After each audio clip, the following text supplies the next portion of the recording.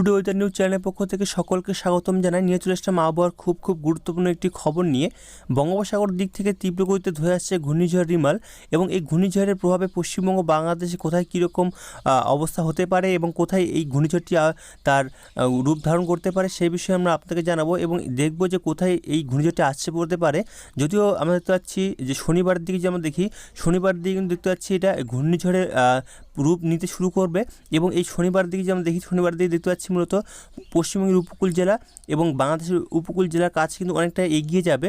যদি আমরা এটা দেখি যে 23 তারিখ বা 22 তারিখের দিকে, আজ হচ্ছে 22 তারিখ, 22 তারিখের দিকে যে আমরা দেখি সমুদ্রের মধ্যে কিন্তু কোনো সিস্টেম তৈরি হয়নি।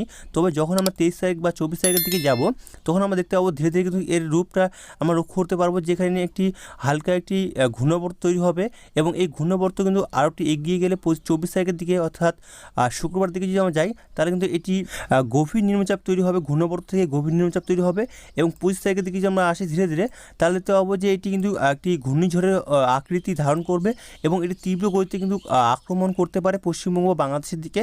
তো আমরা দেখবো যে কোথায় এটা আক্রমণ করতে পারে। যদি আমরা 25 তারিখের দিকে যাই বিকেল বা রাতের দিকে তাহলে দেখতে পাচ্ছি কিন্তু এটি অনেকটা এগিয়ে যাচ্ছে উত্তর পূর্ব দিকে এবং কিছুটা কিন্তু আমরা দেখতে পাচ্ছি পশ্চিমের দিকে কিন্তু অনেকটা এগিয়ে যাচ্ছে।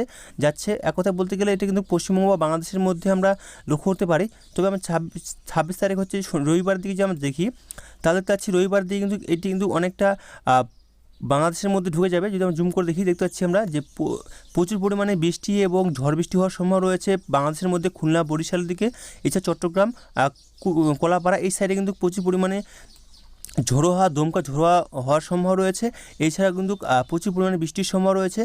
এদিকে আমরা যে কলকাতার দিকে দেখি বা পশ্চিমবঙ্গের দিকে, তাহলে পশ্চিমবঙ্গের উপকূল জেলাগুলোতে কিন্তু তীব্র গতিতে কিন্তু ঝোড়ো হাওয়া বইবে এবং দেখতে পাচ্ছি যে প্রচুর পরিমাণে বৃষ্টির সম্ভাবনা থাকবে এই জেলাগুলোর দিকে, পশ্চিমবঙ্গের দক্ষিণবঙ্গের জেলাগুলোর দিকে, বিশেষ করে উত্তর ও দক্ষিণ চব্বিশ পরগনা, পূর্ব পশ্চিম মেদিনীপুর, কলকাতা, হাওড়া এই জেলাগুলোর দিকে।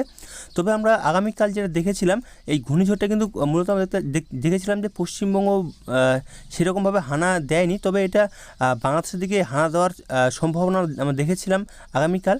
তবে আজকে যদি আমরা দেখি আজকে কিন্তু অনেকটা কিন্তু তার দিক পরিবর্তন করেছে, তাই আবহাওয়া যে কখন কি হয় কেউ বলতে পারে না। যদি আমরা এটা দেখি 26 তারিখে একটু সকালের দিকে যাই তাহলে দেখতে পাচ্ছি মূলত এটি কিন্তু আরও কিছুটা কিন্তু বাংলাদেশের দিক থেকে কিন্তু ধীরে ধীরে কিন্তু এটা পশ্চিমবঙ্গের দিকে কিন্তু আসছে। দেখতে পাচ্ছি আমরা যে অনেকটা দিক পরিবর্তন করে কিন্তু পশ্চিমবঙ্গের দিকে ঢোকার সম্ভাবনা রয়েছে এবং দেখতে পাচ্ছি আমরা যে খড়গপুর, কলকাতা, বলতে গেলে উত্তর দক্ষিণ চব্বিশ পরগনা, পূর্ব পশ্চিম মেদিনীপুর, নদিয়া এদিকে দেখতে পাচ্ছি আমরা ঝাড়গ্রাম, এই সব জেলাগুলোতে কিন্তু 26 তারিখে ধীরে ধীরে কিন্তু এই জেলাগুলোতে প্রভাব পড়বে এবং তীব্র গতিতে ঝড় বৃষ্টির সাথে কিন্তু ঝড় বৃষ্টি হওয়ার সম্ভাবনা রয়েছে। এবং উত্তরবঙ্গের দিকে দেখতে পাচ্ছি উত্তরবঙ্গের দিকে কিন্তু সেভাবে প্রভাব নেই। তবে 26 তারিখের দিকে যে আমরা সকাল থেকে চলে যাই একটু দুপুর দিকে তাহলে দেখতে পাচ্ছি দুপুর দিকে কিন্তু প্রচুর পরিমাণে ঝড় বৃষ্টি হওয়ার সম্ভাবনা রয়েছে এবং প্রচুর পরিমাণে বৃষ্টির সম্ভাবনা রয়েছে, বিশেষ করে পশ্চিমবঙ্গের দিকে। দক্ষিণবঙ্গের প্রায় সমস্ত জেলাতে ঝড় বৃষ্টি হওয়ার সম্ভাবনা রয়েছে এবং তীব্র গতিতে ঝোড়ো হাওয়া বইবে।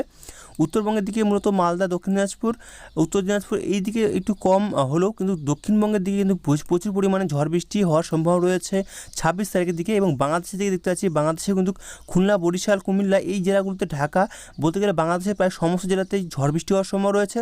তবে বেশি পরিমাণে যদি আমরা দেখি তাহলে দেখতে পাচ্ছি আমরা যে বরিশাল, খুলনা, চট্টগ্রাম, কুমিল্লা, ঢাকা, মিহিরপুর, এদিকে কলাপাড়া, এদিকে সুন্দরবন এইসব জেলাগুলোতে কিন্তু প্রচুর পরিমাণে কিন্তু ঝড় বৃষ্টি, বলতে গেলে এই ঘূর্ণিঝড়ের তাণ্ডব চলতে পারে এই জেলাগুলোর দিকে এবং পশ্চিমবঙ্গের কিছুটাও আমরা দেখতে পাচ্ছি পশ্চিমবঙ্গের মধ্যেও কিন্তু এর তাণ্ডব চলতে পারে।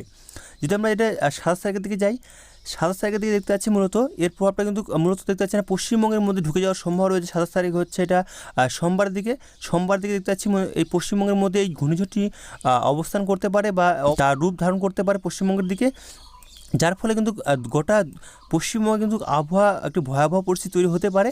যদিও দেখতে পাচ্ছি আমরা উত্তরবঙ্গের দিকে দেখতে পাচ্ছি মালদা, উত্তর দিনাজপুর, দক্ষিণ দিনাজপুর এদিকে কিন্তু এর প্রভাব পড়তে পারে।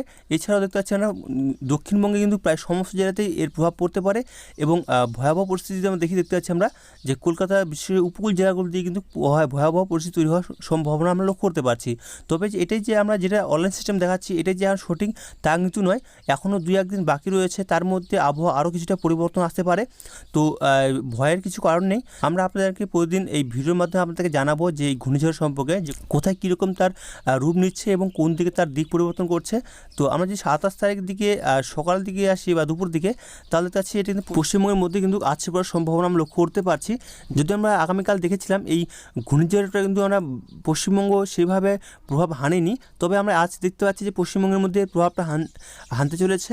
এবং এটি আমরা আগামীকাল দেখেছিলাম এই ঘূর্ণিঝড়টা কিন্তু বাংলাদেশের মধ্যে তার অবস্থান করেছিল, কিন্তু ইতিমধ্যে আমরা দেখতে পাচ্ছি এটা বাংলাদেশের নয়, পশ্চিমবঙ্গের মধ্যে অবস্থান করছে। আমরা যদি চলে যাই সোমবার বা মঙ্গলবার দিকে দেখতে পাচ্ছি যে ভয়াবহ পরিস্থিতি হওয়ার সম্ভাবনা রয়েছে উত্তরবঙ্গের দিকে। দেখি মালদা, যদি আমরা দেখি মালদা, বালুরঘাট এদিকে দেখতে পাচ্ছি আমরা পশ্চিমবঙ্গের দক্ষিণবঙ্গের জেলাগুলির দিকেও কিন্তু এর প্রভাব পড়বে।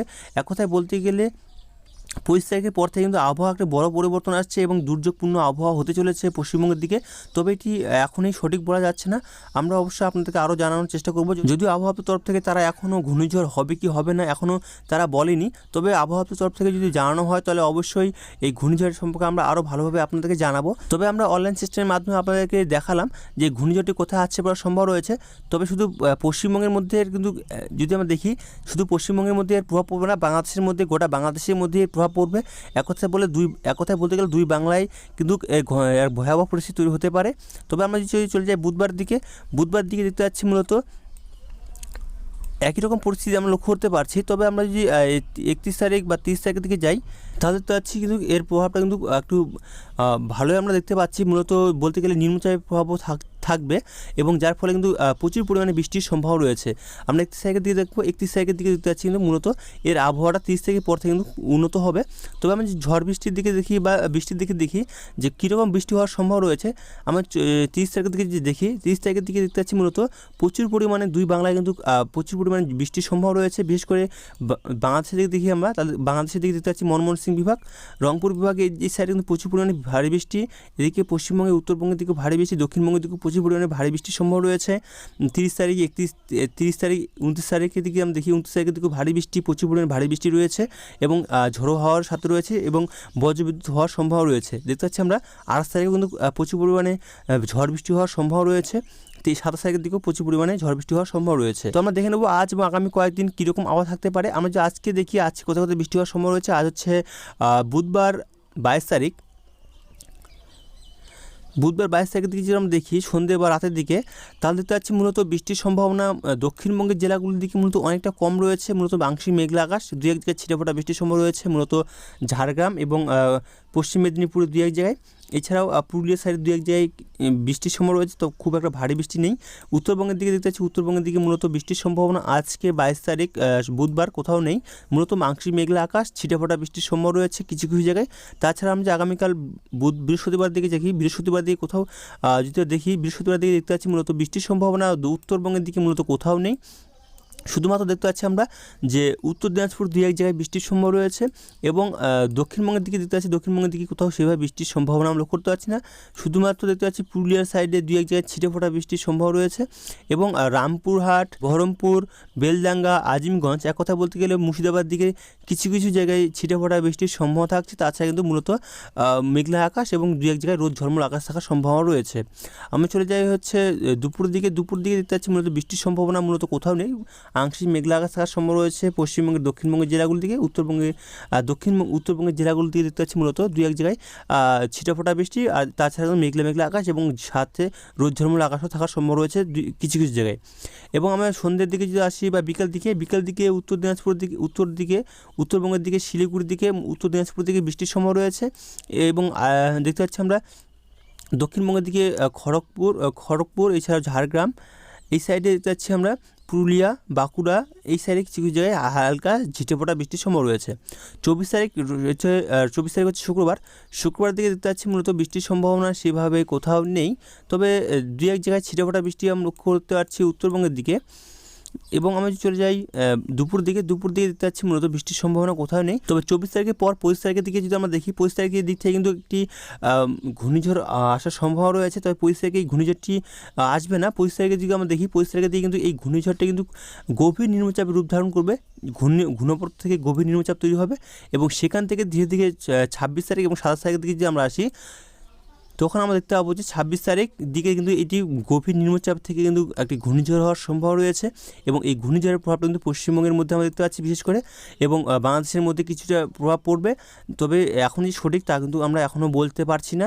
তবে আমরা যেটা অনলাইন সিস্টেম আমরা দেখলাম সেটা আপনাদেরকে জানানোর চেষ্টা করেছি এবং দেখানোর চেষ্টা করেছি। তো এখান থেকে আবহাওয়ার খবরটি রাখলাম, এর পরবর্তী আবহাওয়ার খবর আমরা আগামীকাল নিয়ে আসবো। তো ভালো থাকবেন, সুস্থ থাকবেন, ধন্যবাদ।